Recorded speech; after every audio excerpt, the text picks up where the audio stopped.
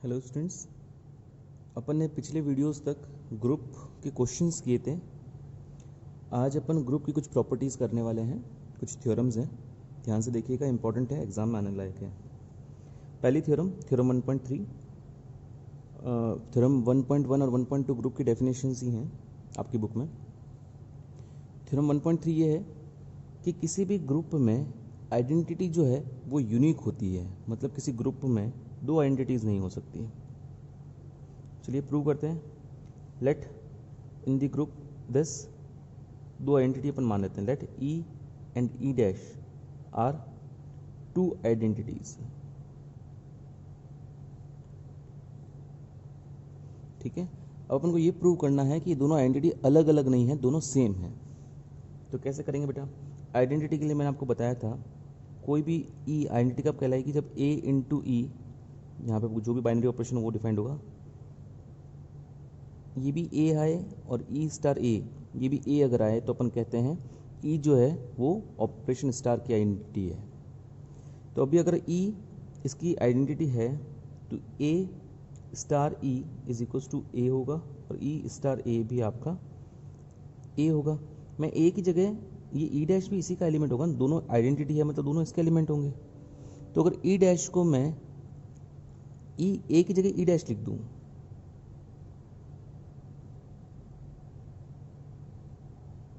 तो अपन को पता चला e dash star e is equals to e dash होगा और ई स्टार ई डैश भी ई डैश होगा। अब अगर ई डैश आइडेंटिटी है as per the definition, A star E dash ए होगा और ई डैश स्टार ए भी आपका ए होगा। अब ए की जगह मैं ई लिख दूँ क्योंकि ई भी जी का एलिमेंट है, इसलिए ई star E dash is equals to E होगा ई डैश स्टार, मतलब ई डैश स्टार ई की वैल्यू ई डैश आई और यहाँ से ई है, यहाँ पे ई डैश स्टार ई की वैल्यू ई आई, मतलब ई डैश स्टार ई की वैल्यू ई डैश आई और ई डैश स्टार ई की वैल्यू ई आई। यहाँ से ये पता चला, यहाँ से ये पता चला, तो ये दोनों क्वांटिटीज़ तो सेम है बेटा। इसका मतलब ई डैश और ई सेम है। दैट मीन्स किसी भी ग्रुप में एक ही आइडेंटिटी होगी। अगर आपने दो आइडेंटिटी मान भी लिए तो इसका मतलब ये है कि दोनों आइडेंटिटीज अलग अलग नहीं है, सेम है। नेक्स्ट थ्योरम 1.4, किसी भी ग्रुप में किसी भी एलिमेंट का एक ही इन्वर्स होगा, उसके दो इन्वर्सेस नहीं हो सकते। सेम तरीके से मान लेते हैं बेटा। पहले मतलब बता दूं मैं आपको। कोई एलिमेंट है सपोज जी का ए, तो ए का इन्वर्स जो है ना बेटा वो एक ही होगा, ऐसा नहीं है कि दो एलिमेंट्स इसका इन्वर्स हो। तो वापस वैसे ही करेंगे जैसे ये करेंगे करा था अपन ने दो आइडेंटिटीज़ मानी थी और दो आइडेंटिटीज़ को सेम कर दिया था। यहाँ इन्वर्स के लिए मैं मान लेता हूँ ए के दो इन्वर्स हैं, बी और सी। यहाँ मैं ये प्रूव कर दूंगा कि बी और सी अलग अलग नहीं है, सेम है। अच्छा, इन्वर्स की डेफिनेशन क्या थी बेटा? अगर ए का इन्वर्स बी है इसका मतलब ये था ए बी जो है आइडेंटिटी होगा और बी ए जो है वो भी आइडेंटिटी होगा। इससे क्या पता चलेगा बेटा अपन को? A inverse equals to b है तो इससे ये पता चलेगा a b equals to identity होगा और b a equals to identity होगा। इन दोनों के बीच में कोई ऑपरेशन नहीं लिखा है, इसका मतलब यही ऑपरेशन है ना, स्टार। नेक्स्ट ए का इन्वर्स सी है, इसका इससे पता चलेगा ए सी इज इक्वल्स टू ई होगा और सी ए भी आपका ई ए होगा। ये अपन को पता है as per the definition of inverse of an element. अब अपन लेते हैं बेटा B A is equals to ई, ये अपन को पता है बी ए जो है आइडेंटिटी के बराबर है। मैं दोनों साइड सी मल्टीप्लाई कर देता हूँ, बी ए को पोस्ट मल्टीप्लाई करता हूँ सी से, यहाँ पे पोस्ट मल्टीप्लाई करता हूँ सी से। पोस्ट मतलब बाद में, पीछे से मल्टीप्लाई कर रहा हूँ, प्री मतलब पहले, आगे से मल्टीप्लाई करता हूँ। यहाँ पे मल्टीप्लिकेशन जब तक आपको पता नहीं हो कम्यूटेटिव है या नहीं है तब तक आप प्री और पोस्ट को अलग अलग लेके चलेंगे। अभी मेरे को नहीं पता कम्यूटेटिव है या नहीं है, इसलिए मैंने अलग अलग लिया, मतलब दोनों साइड पोस्ट से किया है। एक जगह आगे प्री और एक जगह पीछे ऐसा नहीं कर सकते आप। नेक्स्ट बेटा ई सी की वैल्यू क्या है आपके पास? ई सी की वैल्यू तो सी ई है क्योंकि ई आइडेंटिटी है। आइडेंटिटी को किसी एलिमेंट से मल्टीप्लाई करो आप वापस वही एलिमेंट मिलेगा। और यहाँ पे ये इस तरह से था बी ए इंटू सी, इसको मैं ए जी बी इंटू ए सी सॉरी बी इंटू ए सी लिख सकता हूँ, क्योंकि ये जी जो है एक ग्रुप है तो एसोसिएटिव प्रॉपर्टी सेटिस्फाई करेगा। एसोसिएटिव प्रॉपर्टी सेटिस्फाई करेगा तो बी ए को पहले करो फिर सी से मल्टीप्लाई करो, या फिर पहले ए सी को करो फिर प्री करो बी से, कोई फ़र्क नहीं पड़ता, ये दोनों सेम रिलेशन, दोनों सेम क्वांटिटीज़ होगी। ओके, तो अब मैं ए सी को लिख सकता हूँ बेटा ई, क्योंकि ए सी जो है आइडेंटिटी के बराबर है, ये मुझे पहले से पता था, ये रहा। अब बी इंटू आइडेंटिटी बी होगा, बी इज इक्वल्स टू सी आ गया। इसका मतलब क्या हो गया कि आपने जो ए के दो इन्वर्स माने थे बी और सी, वो अलग अलग नहीं है, वो सेम है। That means inverse of an element is unique, inverse of any element of G is unique, क्योंकि आपने दो इन्वर्स माने थे और दोनों इन्वर्स अलग अलग ना आए, सेम आए गए। ओके, चलिए कुछ और क्वेश्चंस कर, कुछ और प्रॉपर्टीज देखते हैं। नेक्स्ट प्रॉपर्टी थ्योरम 1.5, इसमें दो प्रॉपर्टी है। किसी भी एलिमेंट के इन्वर्स का इन्वर्स वापस वही एलिमेंट होता है, ये प्रॉपर्टी 1 है। ये ग्रुप जी के लिए मैं आपको बता रहा हूँ। और इसकी दूसरी प्रॉपर्टी है कि ए बी का होल इन्वर्स जो है बी इन्वर्स ए इन्वर्स होता है। ओके, चलिए दोनों अपन प्रूव करते हैं। पहले ये, अच्छा इन्वर्स के लिए आपको मैंने बताया था, अगर ए का इन्वर्स बी है तो ए operation B is equal to identity होगा और बी ऑपरेशन ए जो है वो भी आइडेंटिटी होगा। अब ए इन्वर्स कौन है बेटा, ये इन्वर्स ऑफ ए है। Okay, A inverse is inverse of A, तो इसका मतलब ये हो गया ए इंटू ए इन्वर्स जो है वो आइडेंटिटी होगा और ए इन्वर्स ए भी आइडेंटिटी होगा। तो इसका सीधा सा मतलब है बेटा, इसको ऐसे भी लिख सकते हैं, इसको मैं पहले लिख देता हूँ, equals to a is equals to, इसको बाद में लिख देता हूँ ए ए इन्वर्स। इसका मतलब ये है ये जो एलिमेंट है ये इसका इन्वर्स है, मतलब ए इज इक्वल्स टू जो है ए इन्वर्स का इन्वर्स है। तो हैंस प्रूव हो गया, यही आपको प्रूव करना था। इस रिलेशन से मैंने आपको बताया था ये वाला एलिमेंट जो है इसका इन्वर्स अपन ने माना है, तो यहाँ से ये पता चल गया ए जो है ए इन्वर्स का इन्वर्स है। नेक्स्ट बी, ए बी का होल इन्वर्स जो है बी इन्वर्स ए इन्वर्स होगा, ये आपको प्रूव करना है। लेट्स सी, अपन बात करते हैं बी इन्वर्स ए इन्वर्स की। ए और बी जो है बेटा वो जी के एलिमेंट्स ऑलरेडी हैं। अच्छा, ए और बी जी के एलिमेंट्स हैं और जी एक ग्रुप है फॉर ऑपरेशन स्टार। तो बेटा कुछ लॉज फॉलो होंगे ऑब्वियसली, एक ग्रुप है तो, क्योंकि as per the definition of group star जो होगा एसोसिएटिव होगा, क्लोजर प्रॉपर्टी सेटिस्फाई होगी, मतलब किन्हीं भी ए और बी अगर आप जी के एलिमेंट्स लेते हो तो ए ऑपरेशन बी भी आपका जी का एलिमेंट ही होगा। इनके आइडेंटिटी जो है वो जी के अंदर होगी, इनके इन्वर्सेस जो हैं ए इन्वर्स बी इन्वर्स वो जी के अंदर होंगे, और इन्वर्सेस का जो ऑपरेशन है A inverse B inverse operation वो भी जी के अंदर होगा, एंड एक्सेट्रा। अब अपन बात करते हैं, आपको प्रूव करना है बी इन्वर्स जी इन्वर्स ए इन्वर्स जो है वो ए बी का होल इन्वर्स होता है, ये आपको प्रूव करना है। ओके, तो अपन बात करते हैं बी इन्वर्स ए इन्वर्स के बारे में, ठीक है। बी इन्वर्स ए इन्वर्स को अगर मैं ए बी से ऑपरेट करूँ तो क्या मिलेगा मुझे, मैं इसे इस प्रकार से लिख सकता हूँ, इन दोनों को ऑपरेट करता हूँ मैं पहले, किसी भी एलिमेंट का उसके इन्वर्स से, यहाँ पे ए इन्वर्स जो है ए का इन्वर्स है और बी इन्वर्स जो है बी का इन्वर्स है, किसी भी एलिमेंट को उसके इन्वर्स से ऑपरेट करते हैं तो आइडेंटिटी मिलता है, यहाँ पे भी अपन ने देखा था। तो ये ए इन्वर्स इंटू ए जो है आइडेंटिटी होगा। किसी भी एलिमेंट को अगर आप आइडेंटिटी से मल्टीप्लाई करते हो तो आपको वही एलिमेंट वापस मिलता है as per the definition of identity. वापस बी इन्वर्स इंटू बी, इस एलिमेंट को उसके इन्वर्स से ऑपरेट करोगे तो क्या मिलेगा बेटा, ई।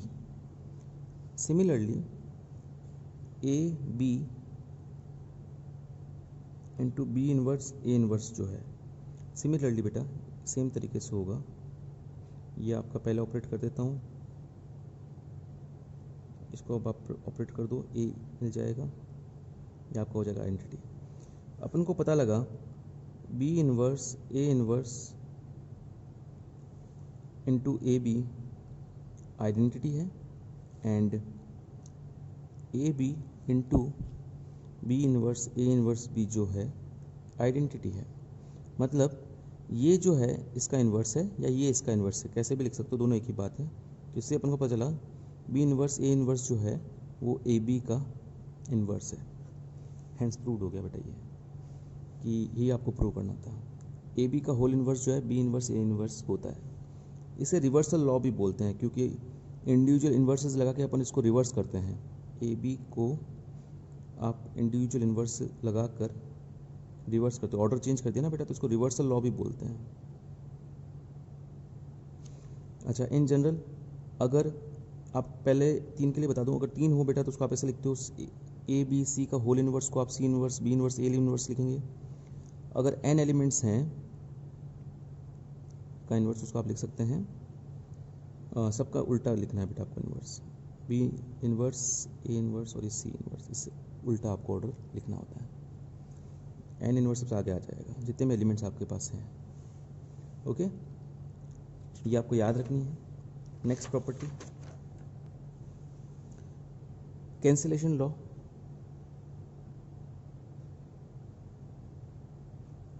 मतलब A B is to A सी जो है, या ए कैंसिल हो गया दोनों साइड लेफ्ट में, बी इक्वल टू सी आएगा, इसे लेफ्ट कैंसिलेशन लॉ बोलते हैं। और यहाँ पे B A equal to C ए है, तो that implies B equal to सी, यहाँ पे ए से ए कैंसिल हो गया राइट साइड में, तो इसे राइट कैंसिलेशन लॉ बोलेंगे। तो चलो इसे प्रूव करते हैं।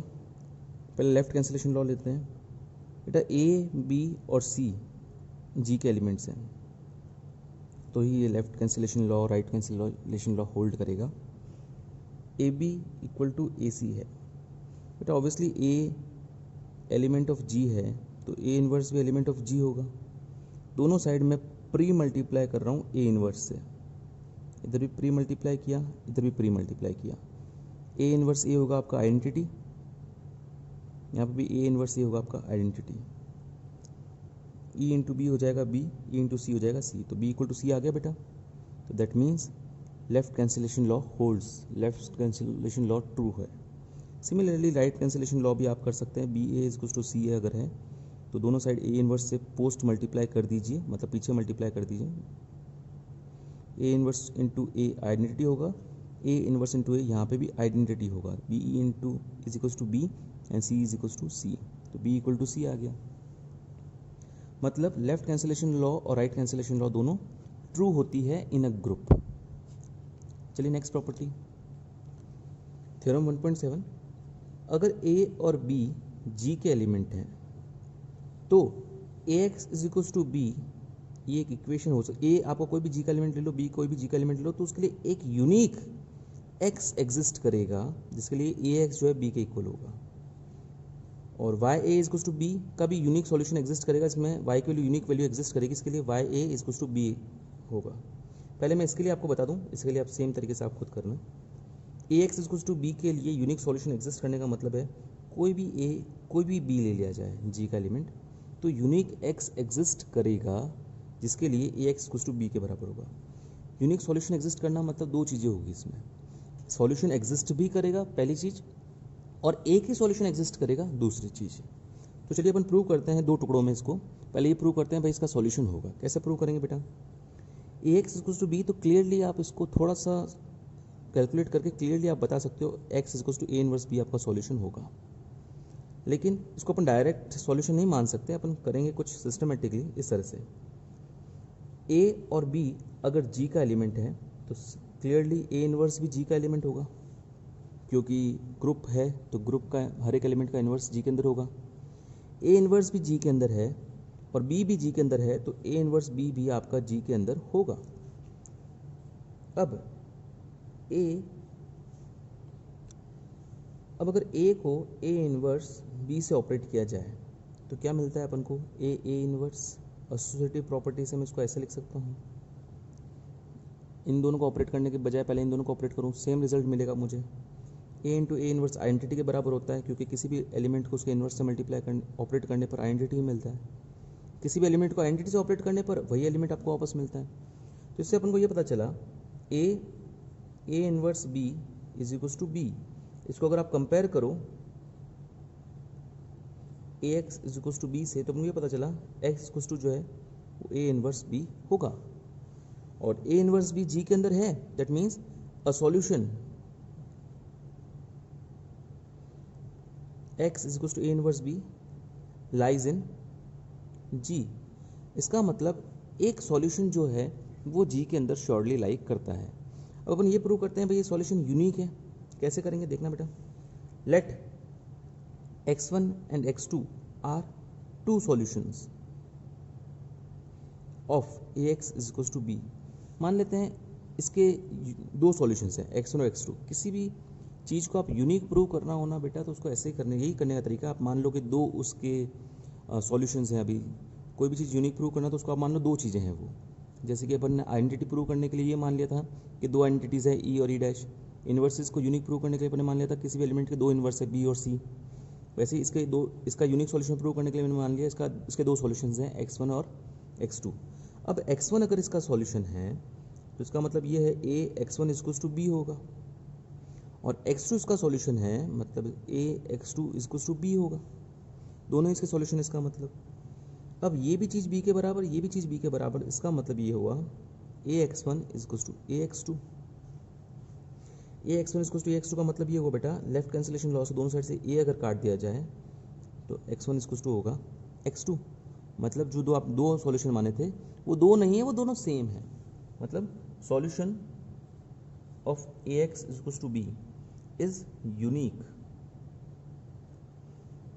इसका मतलब ये हो गया कोई भी ग्रुप के लिए जिसमें a और b अगर g के एलिमेंट है तो ax इक्वल्स टू b का यूनिक सॉल्यूशन एग्जिस्ट करेगा। सॉल्यूशन एग्जिस्ट भी करेगा और वो यूनिक भी होगा। एग्जैक्टली सेम तरीके से y इक्वल्स टू b के लिए भी आप प्रूव कर सकते हैं, वो मैं नहीं कर रहा हूँ। नेक्स्ट थ्योरम 1.8 इंटरेस्टिंग है। अगर g एक सेमी ग्रुप है, ये ऑलरेडी सेमी ग्रुप दिया हुआ है। सेमी ग्रुप का मतलब दो प्रॉपर्टी ऑलरेडी सेटिस्फाई करता है। एक तो पहली क्लोजर प्रॉपर्टी और दूसरा एसोसिएटिव प्रॉपर्टी। एंड साथ ही साथ a और b g के एलिमेंट्स हैं, उसके लिए ax equals to b and ya equals to y equals to b का हमेशा एक यूनिक सॉल्यूशन g के अंदर एग्जिस्ट करता है। तो आपको प्रूव करना है कि g जो है वो एक ग्रुप होगा। बेटा किसी भी सेमी ग्रुप को ग्रुप प्रूव करना है, सेमी ग्रुप में ऑलरेडी दो प्रॉपर्टीज तो होती है और ग्रुप में होती है चार। इसके एडिशनली दो होती है, आइडेंटिटी और इन्वर्स एग्जिस्ट होना चाहिए। तो दो ऑलरेडी हो चुकी है, आइडेंटिटी और इन्वर्स अपन को लाना है। अगर अपन ये प्रूव करने में सक्सेसफुल हो जाते हैं कि जी के अंदर आइडेंटिटी एग्जिस्ट करती है और हर एक एलिमेंट का इन्वर्स भी एग्जिस्ट करता है तो अपन इस जी को ग्रुप कह सकते हैं। तो चलिए अपन लाते हैं, अपन मान लेते हैं ए जो है जी का एलिमेंट है।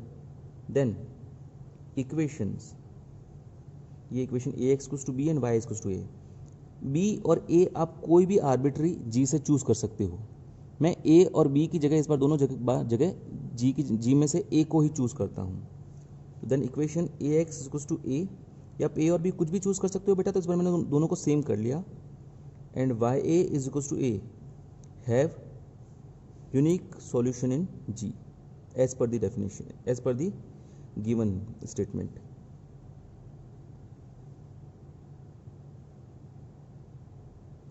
अगर इन दोनों का यूनिक सॉल्यूशन जी में एग्जिस्ट करता है तो मान लेता हूँ let E1 and E2 respectively are the solutions.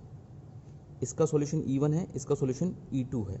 मतलब ए E1 इक्वल्स टू ए है, मतलब x की जगह E1 रखने पर ये स्टेटमेंट ट्रू हो रहा है और y की जगह E2 रखने पर ये स्टेटमेंट ट्रू हो रहा है। ओके, तो ए E1 इक्वल्स टू ए है और E2 इक्वल्स टू ए है। ये किसी पर्टिकुलर ए के लिए है, ए की किसी पर्टिकुलर वैल्यू के लिए है। अगर जनरल अपन प्रूव करते हैं कि ए E1 ए के बराबर है, कैसे दिखेगा। Late B is any element of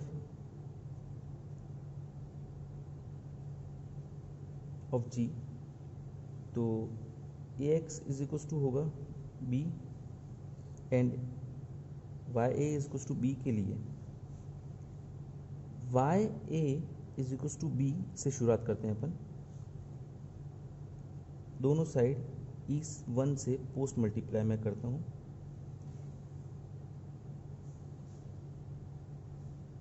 ये एसोसिएटिव प्रॉपर्टीज इनको पहले मैं ऑपरेट कर सकता हूँ। बी ई वन को बी ई वन ही लिखता हूँ, ए ई वन की जगह ए लिख सकता हूँ और बी ई वन की जगह बी ई वन ही लिख रहा हूँ। वाई ए की जगह मैं बी लिख सकता हूँ, बी ई वन। तो इससे ये पता चला कि b की आप कोई भी g से वैल्यू ले लीजिए such that a x equals to b and y equals to a, उसके लिए b जो है b e1 के बराबर है। मतलब ये e1 जो है इसको आप किसी भी एलिमेंट से पोस्ट मल्टीप्लाई कर दीजिए, राइट में मल्टीप्लाई कर दीजिए, आपको वापस हर बार वही एलिमेंट मिलेगा। ध्यान रखिए यहाँ पे कोई a जो है पर्टिकुलर था, मतलब किसी स्पेशल एलिमेंट के लिए अपन ने ये माना था, लेकिन अपन यहाँ पे ये प्रूव करने में सक्सेसफुल हो गए कि किसी भी b के लिए b इंटू E1 b के बराबर हुआ। इसका मतलब E1 जो है is right identity.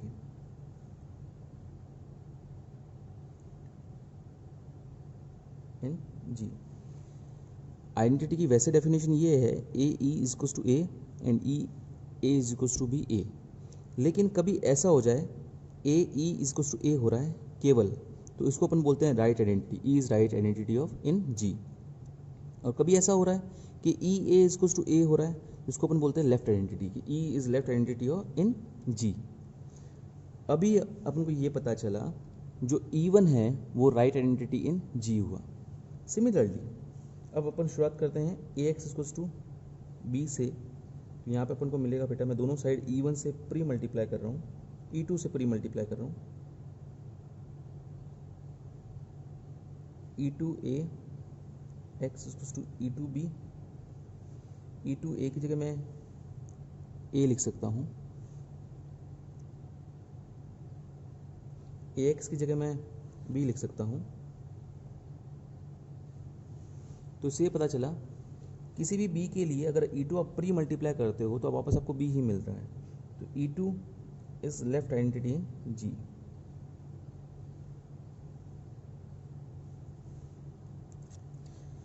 E1 right identity है, E2 लेफ्ट आइडेंटिटी है। मतलब किसी भी एलिमेंट को आप E1 से राइट मल्टीप्लाई करोगे तो आपको वही एलिमेंट यहाँ मिलेगा, और यहाँ पे कोई भी एलिमेंट हो सकता है बेटा, सपोज यहाँ एलिमेंट में ले लूँ a, तो आपको वापस a ही यहाँ पे मिलेगा।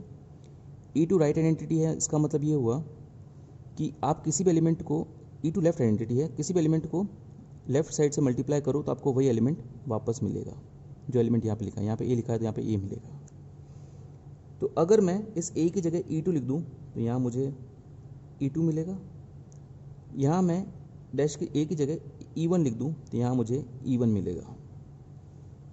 तो मुझे ये पता चला E2 E1 जो है E2 के बराबर है, E2 E1 जो है E1 के बराबर है। तो इसका ये पता चला कि E2 जो है वो E1 के बराबर है। मतलब जो लेफ्ट आइडेंटिटी और राइट आइडेंटिटी जो है वो अलग अलग नहीं है, वो दोनों सेम है। तो इसको अपन मान लेते हैं एक बार के लिए E, दोनों सेम ही वैल्यूज़ हैं तो E मान लेते हैं।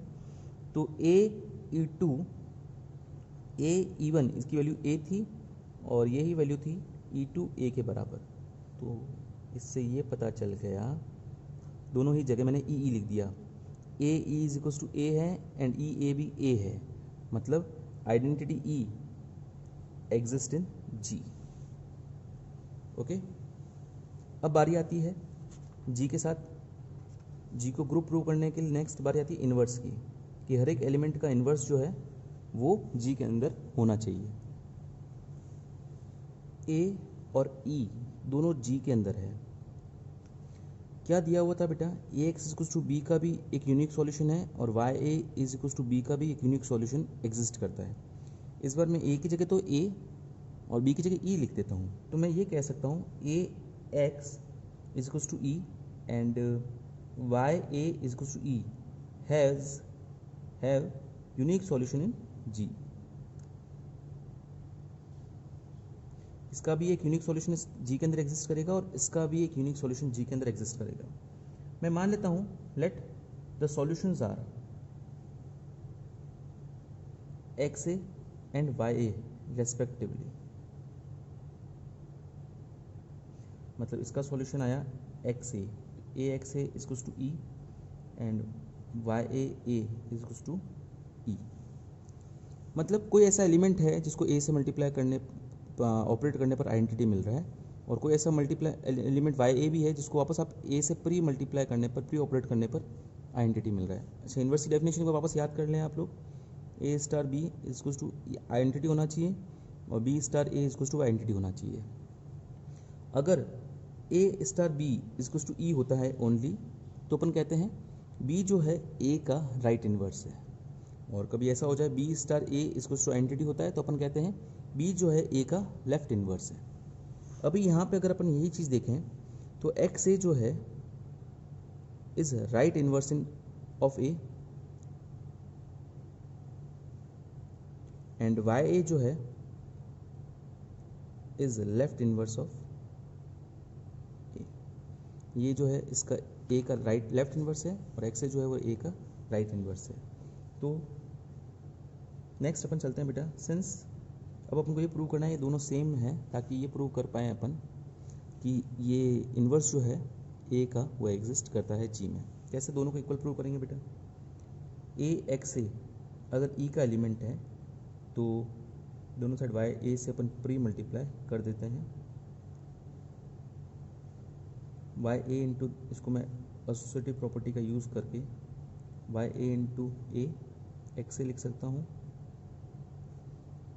वाई ए इंटू ए को यहाँ से मैं आइडेंटिटी लिख सकता हूँ और वाई ए इंटू आइडेंटिटी वाई ए ही होगा और ई इंटू एक्स ए ही होगा। तो यहाँ से अपन को पता चल गया X A is equals to Y A, मतलब कि जो दोनों इन्वर्सेस है राइट इन्वर्स और लेफ्ट इन्वर्स वो सेम है।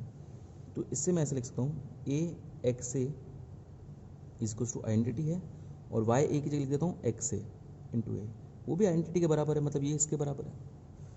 तो ये इन्वर्स की जो डेफिनेशन है वो ट्रू सेटिस्फाई कर रहा है। A into this is equals to E and this into A is equals to E, मतलब this is equals to inverse of ए।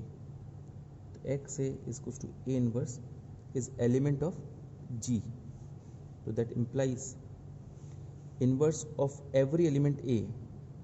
यहाँ ए को अपन ने जनरल माना था, कुछ भी हो सकता है ए।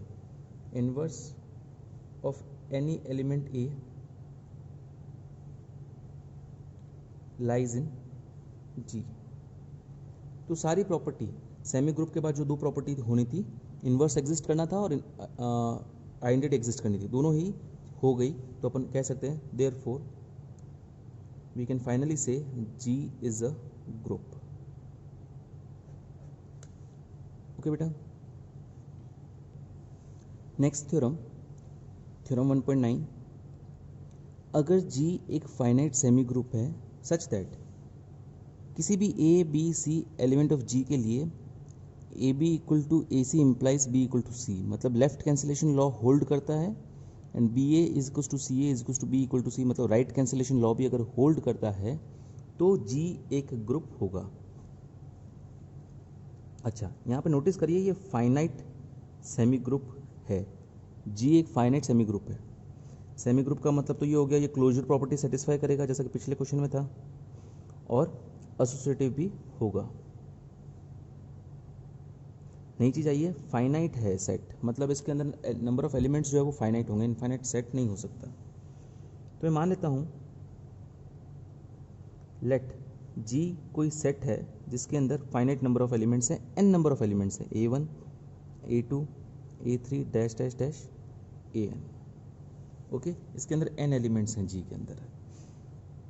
अब लेट इसमें से कोई एक एलिमेंट चूज करते हैं A, इसमें से कुछ ए की वैल्यू A1 हो सकती है, A2 हो सकती है, A3 हो सकती है, कुछ भी हो सकता है।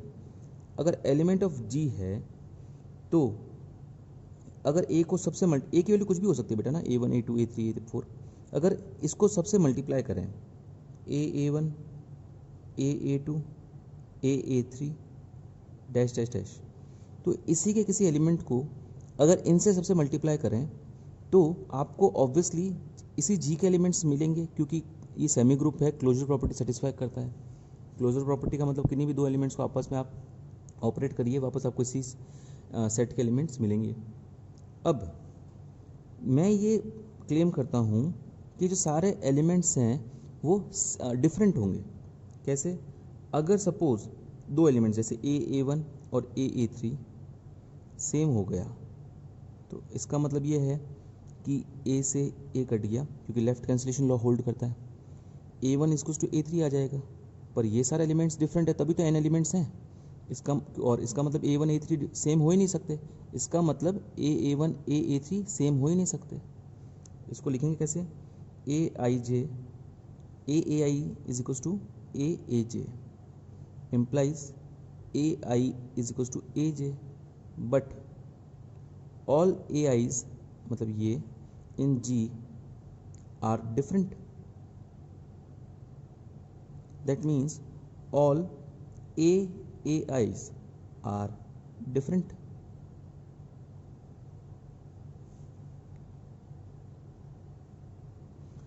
ये सारे एलिमेंट्स कितने हुए बेटा, इन n एलिमेंट्स को a से मल्टीप्लाई किया तो ये भी n एलिमेंट्स ही होंगे। ये n एलिमेंट्स g से बिलोंग करते हैं और सारे डिफरेंट हैं, मतलब ये खुद g बन गया। g कौन है बेटा, ये सारे एलिमेंट्स इसके n एलिमेंट्स के अंदर है और सारे डिफरेंट है। अपन को इसके सारे एलिमेंट्स n एलिमेंट्स मिल गए, वो सारे डिफरेंट डिफरेंट एलिमेंट मिले हैं। कोई भी दो सेम होते तो अपन इसको g नहीं बोल सकते थे कि हो सकता है एक एलिमेंट मिस हो गया, बट सारे डिफरेंट है और n का n काउंट भी आ गया, तो दैट मीन्स g जो है वो आपका A1 A2 A3 up to AN भी है। इसको G को आप ऐसे भी लिख सकते हो। ओके, अब अपन को प्रूव करना है आइडेंटिटी और इन्वर्स के बारे में। तो बेटा A इंटू कोई ना कोई AR ऐसा है, देखिए ये सेट और ये सेट सेम है, ऑर्डर में भी डिफरेंट हो सकता है यहाँ पे जो एलिमेंट A1 है वो कहीं और चला गया हो, यहाँ पे आ गया हो, यहाँ पे कहीं पे भी चला गया हो, ये एलिमेंट कहीं और आ गया हो, ऑर्डर डिफरेंट हो गया है। मैं एग्जांपल के तौर पे आपको बताता हूँ, जैसे अगर आप बात करें एडिशन मॉडुलो 4 की, तो आपके एलिमेंट्स होते हैं इसमें 0 1 2 3। इसका कोई एलिमेंट ले लीजिए 2 को आप सभी के साथ ऑपरेट कीजिए, 2 ऑपरेशन 0 आता है आपके पास, 2 एडिशन मॉडुलो 4 0 की वैल्यू आती है 2 एडिशन मॉडुलो 1 की वैल्यू आती है 2 एडिशन मॉडुलो 4 2 की वैल्यू 4 आएगा, 4 में से 4 गया 0, 2 + 3 5 में से 4 गया 1। तो इसके ये कोई सेट है G, इसमें से कोई एलिमेंट चूज़ किया और सारे एलिमेंट्स को इससे ऑपरेट किया तो आपको ये सेट मिला। तो आप क्लियरली देख सकते हो ये एक्चुअली 2 इंटू AR बना है, तो आप क्लियरली देख सकते हो ये सारे एलिमेंट्स इसके अंदर है, जैसा कि अपन यहाँ पे अपन क्लेम कर रहे हैं, बस ऑर्डर डिफरेंट है। मैं ये कहता हूँ कि AR जो है, इनमें से कोई एक AR जो है इसके सेट के इसके A के बराबर होगा, है ना। कोई ना कोई एलिमेंट अपन ने इसमें से एक एलिमेंट चूज़ किया A, कोई भी एलिमेंट हो सकता है इसलिए मैंने A लिखा है, कोई पर्टिकुलर लिखता तो मैं A1 A2 ऐसे लिख देता, पर मुझे सबके लिए प्रूव करना है इसलिए जस्ट मैं A ही लिख रहा हूँ। तो कोई ना कोई A ऐसा अपन ने चूज़ किया जो A, तो इसमें से AR ऐसा ज़रूर होगा जो A के बराबर होगा, जैसा कि इसमें ये आपका A1 है 0, A2 है 1, A3 है 2 और A4 है 3। तो आपका ये जो एलिमेंट है A की वैल्यू अगर आपने 2 चूज़ की है तो A3 जो है A3 जो है आपका वापस A3 जो है आपका नहीं A1 जो है वो आपका A के बराबर आया है। A1 ये आपका A1 है, ये A2 है, ये A3 है, ये A4 है। तो A1 जो है वो आपका A के बराबर आया है, A की वैल्यू 2 है। सिमिलरली अगर आप पोस्ट मल्टीप्लाई करते पूरा सेट ऐसे भी लिख सकते थे A1A A2A, कोई ना कोई AR ऐसा एग्जिस्ट करेगा जो A के बराबर हो, मतलब ये ऐसे लिख देता हूँ, AR जो है is right identity and AS जो है वो लेफ्ट आइडेंटिटी इन G है।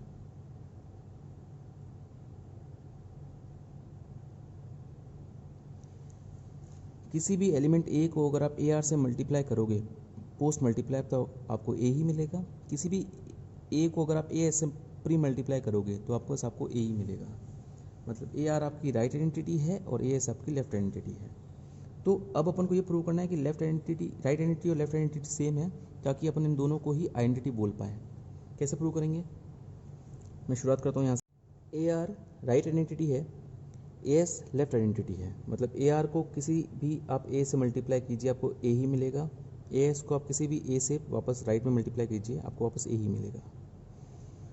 तो बेटा A R A S into A are, A R right identity है, मतलब A S into A are आपको ए एस मिलेगा,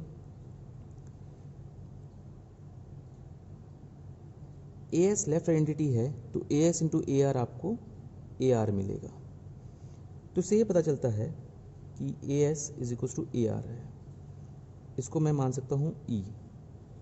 तो ये मुझे पता चल गया A R is equal to A, ये था ऑलरेडी, इससे ये पता चल गया A E is equal to A होगा, और इसकी जगह मैं ई लिख देता हूँ, ई ए भी आपका ए के बराबर होगा। तो identity E is element of G, identity G के अंदर एग्जिस्ट करेगी। अब बारी आती है इन्वर्स की। तो बेटा ए आर जो अपना सेट बनाता है ए वन ए टू इस तरह से ए एन, ये सारे ही जी के डिफरेंट एलिमेंट्स होंगे, इनमें से एक होगा आइडेंटिटी। तो अगर अपन ने इसी का एक एलिमेंट लिया था, अपना जो सेट स्टार्टिंग में था जी A1 A2 एंड AN, इसमें से कोई, ये दोनों सेट सेम ही है, बस ऑर्डर डिफरेंट है ना बेटा। इसका कोई एलिमेंट अपन ने लिया A, उसको किसी AR से अपन ने सभी से इसका एलिमेंट लिया A और सभी एलिमेंट्स को A से मल्टीप्लाई किया, तो ये एलिमेंट्स बने। इनमें से एक एलिमेंट जो है वो श्योरली E के बराबर होगा, क्योंकि E जो है G के अंदर है, इनमें से एक एलिमेंट जी ई है, तो इसका मतलब इनमें से भी एक एलिमेंट ई होगा। तो ए इंटू ए आर अगर ई के बराबर है तो इसका मतलब ये हुआ ए R is right inverse of A. Similarly अगर आपने इसमें से जो ए लिया होता, अगर आपने उसको पोस्ट मल्टीप्लाई, सबके पीछे मल्टीप्लाई कर दिया होता ए, तो आपका सेट कुछ इस प्रकार का बनता, A1 A A2 A इस तरह से AN A, और इनमें कोई ना कोई आपके पास एक AL मान लेते हैं, AL ज़रूर होता AL इंटू A जो आइडेंटिटी के बराबर है, मतलब AL इज लेफ्ट इनवर्स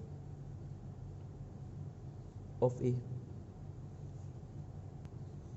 तो लेफ्ट इनवर्स और राइट इनवर्स और लेफ्ट इनवर्स अपन को मिल गए। अपन को ये प्रूव करना है दोनों सेम है। कैसे प्रूव करेंगे बेटा? Since a are is equals to identity है, तो इससे पता चला ए एल दोनों जगह प्री मल्टीप्लाई करता हूँ,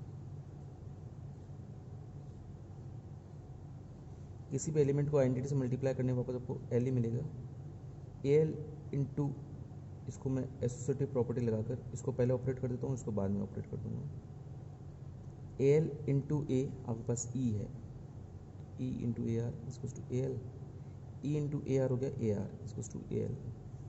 अपन को ये पता चला कि जो राइट इन्वर्स और लेफ्ट इन्वर्स हैं वो अलग अलग नहीं हैं, दोनों सेम हैं। तो एक बार के लिए अपन इसको मान लेते हैं सपोज बी। तो बी जो है, इससे ये पता चला A B is equals to E है, और इसकी जगह मैं बी लिख रहा हूँ, बी ए बी जो है वो ई है। तो ये डेफिनेशन इन्वर्स की ट्रू हो गई। तो b is equals to A inverse जो है, दोनों इन्वर्स हो गया, लेफ्ट इन्वर्स राइट इन्वर्स, मतलब वो केवल इन्वर्स कहलाएगा। अब b is equals to A inverse जो है वो एलिमेंट ऑफ g है। तो inverse of every element of g lies in g। Identity exist कर गई, इन्वर्स एग्जिस्ट कर गया, तो finally we can say that g is a group now. Okay बेटा, आपको ये थ्योरम्स याद रखनी है सारी, एग्ज़ाम में इसके रिलेटेड क्वेश्चंस आते हैं, वो क्वेश्चंस भी अपन करने वाले हैं आगे। नेक्स्ट थ्योरम 1.10 इंटरेस्टिंग है बेटा। Definition of group based on left axiom क्या है कि अगर जी एक फाइनाइट सेमी ग्रुप है, ये फाइनाइट सेमी ग्रुप होगा इफ़ एंड ओनली इफ ये दोनों कंडीशन सेटिस्फाई करें। क्या है दोनों कंडीशन? कि there exist E element in G such that E A is equals to A, मतलब लेफ्ट आइडेंटिटी एग्जिस्ट करेगी, और B is element of ji such that B A is equals to E, मतलब left inverse भी exist करेगा। अच्छा, if and only if का मतलब ये है कि अगर ये कंडीशन ट्रू है तो ये कंडीशन ट्रू होगी, एंड वाइस वर्सा, मतलब ये अगर कंडीशन ट्रू है तो ये कंडीशन भी ट्रू होगी। मतलब अगर जी ग्रुप हुआ तो ये दोनों कंडीशन ट्रू होगी, और अगर ये दोनों कंडीशन ट्रू है तो जी ग्रुप होगा। ये दोनों ही अपन को प्रूव करना है। तो चलिए देखते हैं। If g is a group, पहले मैं प्रूव कर रहा हूं, the condition is necessary, the condition is necessary. क्या है कंडीशन? कि अगर ये चीज होगी तो ये चीज होगी। तो ऑब्वियसली ग्रुप, अगर जी ग्रुप है तो एक ई जी में एग्जिस्ट करेगा ही। Identity E is element of G, ये तो होगा ही होगा बेटा, such that E A is equals to A होगा for all A is element of G, and inverse B, A inverse is equals to B element of G होगा ही, such that B A is equals to E होगा for all A element of G. हाँ, B जो है A inverse के equal है, वो जी के अंदर होगा ही, सच दैट इनफैक्ट ये भी होगा, b A is equals to a, E is equals to a b भी होगा। पर अपन को केवल ये प्रूव करना था तो केवल मैंने यही लिख दिया।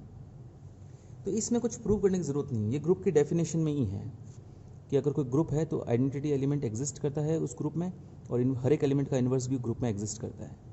लेकिन next condition, the condition is sufficient,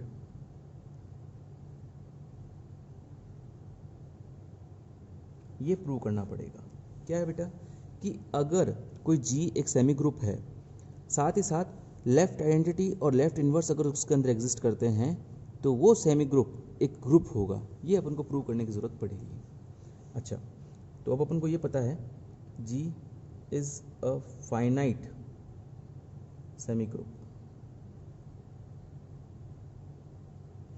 and there exist, दो कंडीशन सेटिस्फाई हो रही है, there exist E element of capital G such that E A is equals to A for all A element of capital G, and there exist B element of capital G such that B A is equals to E for all A element of capital G है। अपन को इस semi group को group prove करने के लिए दो चीज़ें और चाहिए, कि आइडेंटिटी एलिमेंट और इन्वर्स एलिमेंट। आप गौर करिए, ये स्टेटमेंट केवल अपन को इस बात की गारंटी देता है कि इस जी के अंदर लेफ्ट आइडेंटिटी एग्जिस्ट करती है। अपन को राइट आइडेंटिटी भी लानी पड़ेगी, ताकि और दोनों को इक्वल भी प्रूव करना पड़ेगा, ताकि अपन ये कह सके कि पूरा identity element A E is equals to A is equals to E A, ये ई आइडेंटिटी कहलाएगा। फिर आइडेंटिटी एलिमेंट जी के अंदर एग्जिस्ट करता है। और यहाँ पे एक और चीज़ है बेटा, यहाँ पे केवल लेफ्ट इन्वर्स की गारंटी है अपने को, कि लेफ्ट इन्वर्स जो है किसी भी एलिमेंट का वो जी के अंदर है। तो अपन को पूरा इन्वर्स, मतलब राइट इन्वर्स भी, ए b is equals to entity, b a is equals to entity, जो बी है वो ए का इन्वर्स कहलाएगा, वो भी जी के अंदर है, ये अपन को लाना पड़ेगा। तो अल्टीमेटली अपन कह पाएंगे कि इन्वर्स एलिमेंट और आइडेंटिटी एलिमेंट दोनों ही जी के अंदर बिलोंग करते हैं। अल्टीमेटली जी एक ग्रुप होगा। तो चलिए शुरुआत करते हैं बेटा। तो ए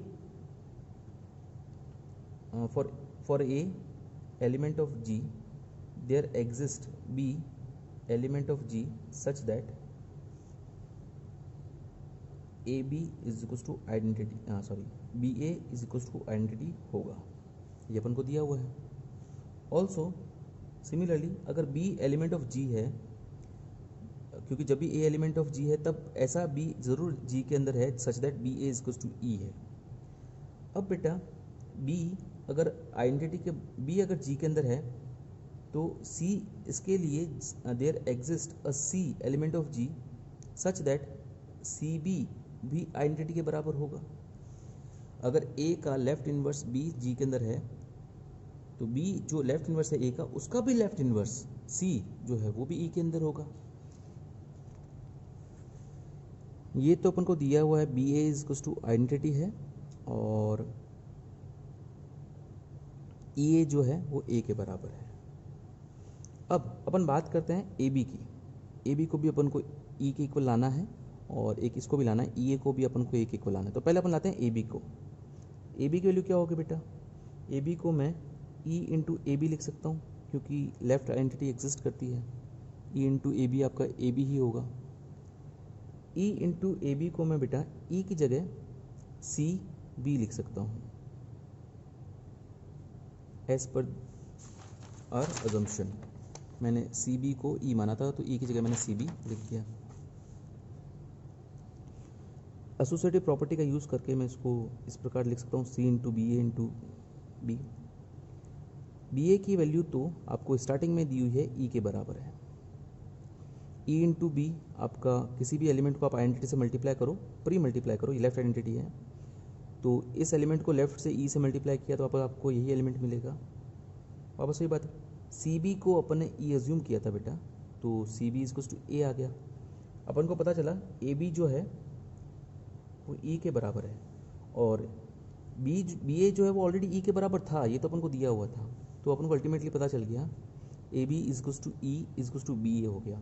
मतलब B is to A inverse is element of G हो गया। इनवर्स ऑफ एवरी एलिमेंट, इससे पता चल गया inverse of every element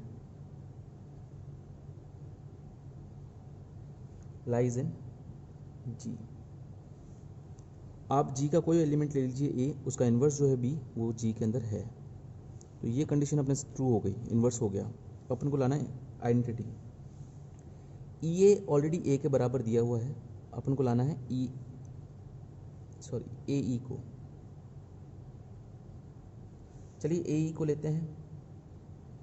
A ई को बेटा मैं ए इंटू ई को मैं बी ए लिख देता हूँ as per the definition. A B जो है अपना ए बी जो है ई के बराबर आया, ये अपने जस्ट यहाँ पे लाया है बेटा ए बी को ई के बराबर, तो मैं ए बी को लिख देता हूँ ए। ई इंटू ए ऑलरेडी क्वेश्चन में दिया हुआ था ए के बराबर तो मैं इसकी जगह ए लिख देता हूँ। तो यहाँ से मुझे पता चला ए ई जो है ए के बराबर है और ई ए भी ए के बराबर तो ऑलरेडी दिया हुआ था। मतलब ई जो है जो लेफ्ट आइडेंटिटी थी वो राइट आइडेंटिटी भी प्रूव हो गई। इसका मतलब E is identity element, left identity right identity दोनों हो गई, मतलब ये सिर्फ आइडेंटिटी हो गई। Is identity element of G lies in G. तो आइडेंटिटी भी हो गया, इनवर्स भी हो गया, तो अल्टीमेटली अपन ये कह सकते हैं सो जी इज अ ग्रुप। ओके बेटा, सेम थ्योरम है थ्योरम 1.11 जिसमें आपको लेफ्ट एक्सियम की जगह राइट एक्सियम दिए हुए हैं और सेम तरीके से आपको प्रूव करना है। वो मैं नहीं कर रहा हूँ, वो आपके लिए होमवर्क छोड़ रहा हूँ, आप ट्राई कीजिएगा, कोई डाउट हो तो मुझे पूछिएगा। आज आप ये थ्योरम्स को देखेंगे और याद करेंगे। नेक्स्ट वीडियो में अपन आगे की थ्योरम्स कुछ और प्रॉपर्टीज़ पढ़ेंगे। आज के लिए इतने बेटा, थैंक यू।